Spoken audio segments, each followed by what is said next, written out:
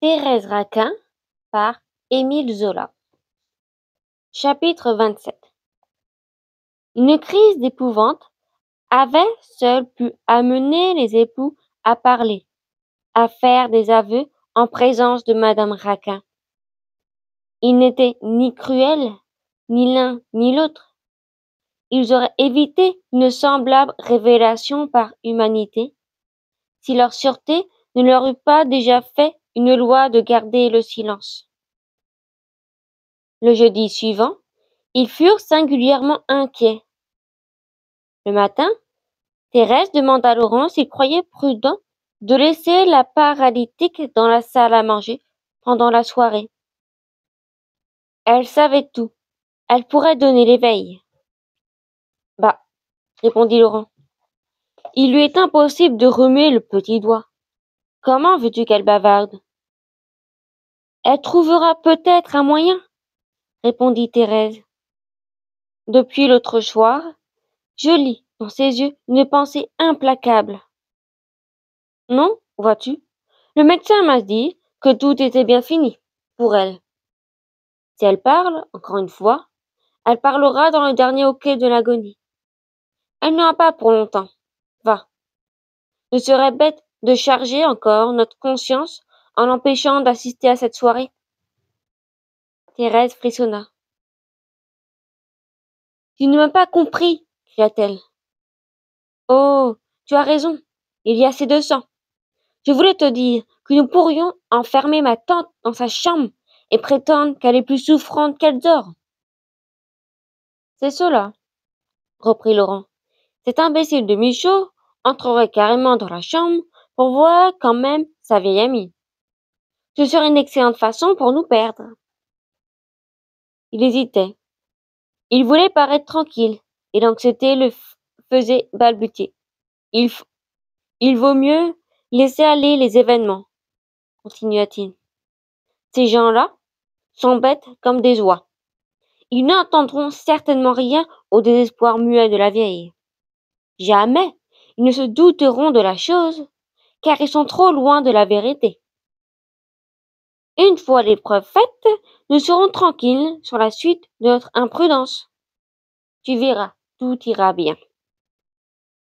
Le soir, quand les invités arrivèrent, madame Raquin occupait sa place ordinaire, entre le poêle et la table.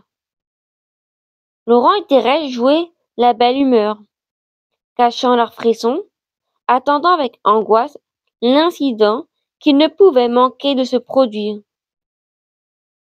Ils avaient baissé très bas l'abat-jour de la lampe. La toile cirée seule était éclairée.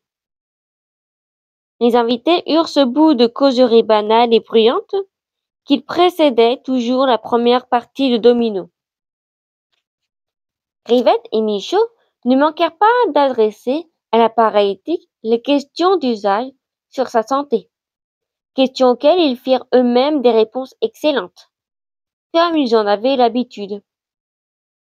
Après quoi, sans plus s'occuper de la pauvre vieille, la compagnie se plongea dans le jeu avec délice.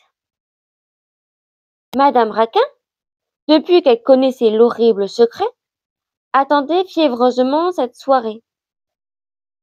Elle avait réuni ses dernières forces pour dénoncer les coupables. Jusqu'au dernier moment, elle craignit de ne pas assister à la réunion.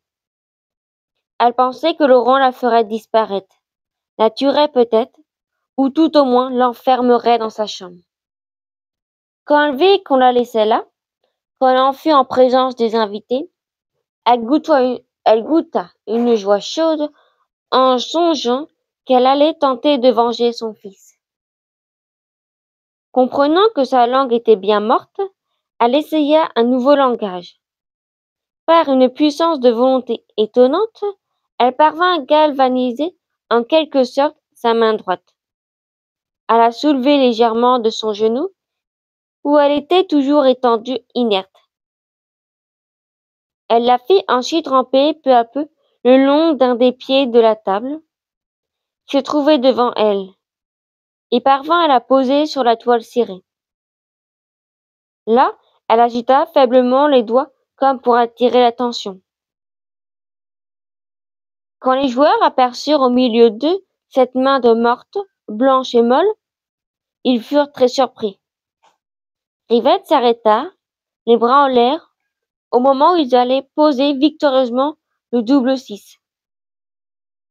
Depuis son attaque, l'impotente n'avait plus remué de main. « Hé, voyez donc, Thérèse !» cria Michaud. « Voilà madame Raquin qui agite les doigts. Elle désire sans doute quelque chose. » Thérèse ne put répondre. Elle avait suivi ainsi que Laurent la labeur de la paralytique.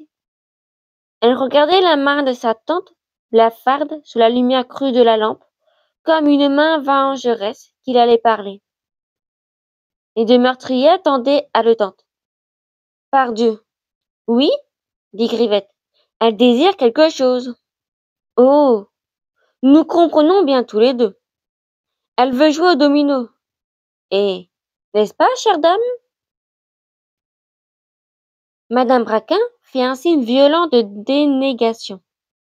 Elle allongea un doigt, replia les autres avec les peines infinies et se mit à tracer péniblement des lettres sur la table. Elle n'avait pas indiqué quelques traits que Grivet s'écria de nouveau avec triomphe. « Je comprends. Elle dit que je fais bien de poser le double 6. » L'impotente jeta sur le vieil employé un regard terrible et reprit le mot qu'elle voulait écrire. Mais, à chaque instant, Grivet l'interrompait en déclarant que c'était inutile, qu'il avait compris et avança avec une sottise. Michaud finit par le faire taire. « Que diable! Laissez parler madame Raquin, dit-il. Parlez, ma vieille amie. Il regarda sur la toile cirée comme il aurait prêté l'oreille. Mais les doigts de la paralytique se lassaient. Il avait recommencé un mot à plus de 10 reprises. Il ne traçait plus ce mot qu'en s'égarant à droite et à gauche. Michaud et Olivier se penchaient, ne pouvant lire, forçant la pentante à toujours reprendre les premières lettres.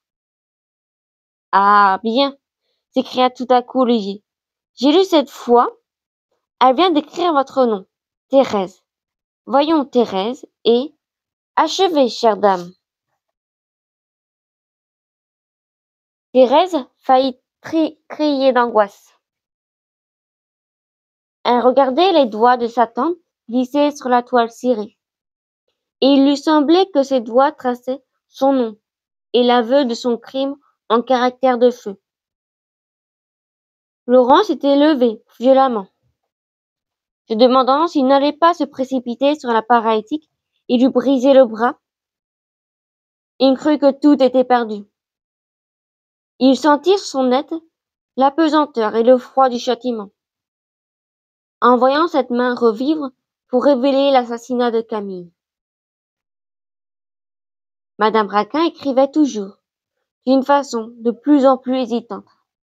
« C'est parfait, je lis très bien, » reprit Olivier au bout d'un instant. En regardant les époux, votre tante écrit vos deux noms, Thérèse et Laurent. La vieille dame fit coup sur coup des signes d'affirmation, en jetant sur les meurtriers des regards qui les écrasèrent. Puis elles voulurent achever, mais ses doigts s'étaient roidis. La volonté suprême qui les galvanisait lui échappait. Elle sentait la paralysie remonter lentement le long de son bras, et de nouveau s'emparer de son poignet. Elle se hâta, elle traça encore un mot. Le vieux Michaud lut à haute voix. Thérèse et Laurent ont... Et Olivier demanda. Qu'est-ce qu'ils ont, vos chers enfants? Les meurtriers, pris d'une terreur folle, furent sur le point d'achever la phrase tout haut. Ils contemplaient la main vengeresse avec des yeux fixes et troubles. Lorsque tout d'un coup, cette main fut prise d'une convulsion et s'aplatit sur la table. Elle glissa et retombait le long du genou de l'impotente, comme une masse de chair inanimée. La paralysie était revenue et avait arrêté le châtiment. Michaud et Olivier se rassirent désappointés, tandis que Thérèse et Laurent goûtaient une joie si âcre qu'ils se sentaient défaillir sous le flux brusque du sang qui battait dans leur poitrine. Crevette était vexé de ne pas avoir été cru sur parole. Il pensa que le moment était venu de reconquérir son infiabilité en complétant la phrase inachevée de Madame Raquin. Comme on cherchait le sens de cette phrase. C'est très clair, dit-il. Je devine la phrase entière dans les yeux de Madame. Je n'ai pas besoin qu'elle écrive sur une table, moi. Un de ses regards me suffit. Elle a voulu dire, Thérèse et Laurent ont bien soin de moi. Crevette dut s'applaudir de son imagination, car toute la société fut de son avis.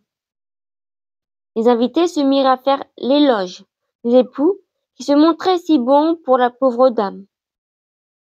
Il est certain, dit gravement le vieux Michaud, que Madame Raquin a voulu rendre hommage aux tendre attentions que lui prodiguent ses enfants.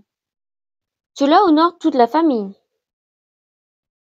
Et il ajouta en reprenant ses dominos, allons, continuons. Où en étions-nous? Crevette, allez, posez le double 6, je crois. Crevette posa le double 6. La partie continua, stupide et monotone. La paralytique regardait sa main, abîmée dans un affreux désespoir. Sa main venait de la trahir. Elle la sentait, lourde, comme du plomb maintenant. Jamais plus, elle ne pourrait la soulever. Le ciel ne voulait pas que Camille fût vengée. Il retirait à sa mère le seul moyen de faire connaître un homme le meurtre, aux hommes le meurtre dont il avait été la victime. Et la malheureuse se disait qu'elle n'était plus bonne qu'à aller rejoindre son enfant dans la terre. Elle baissa les paupières, se sentant inutile désormais, voulant se croire déjà dans la nuit du tombeau. Fin du chapitre 27.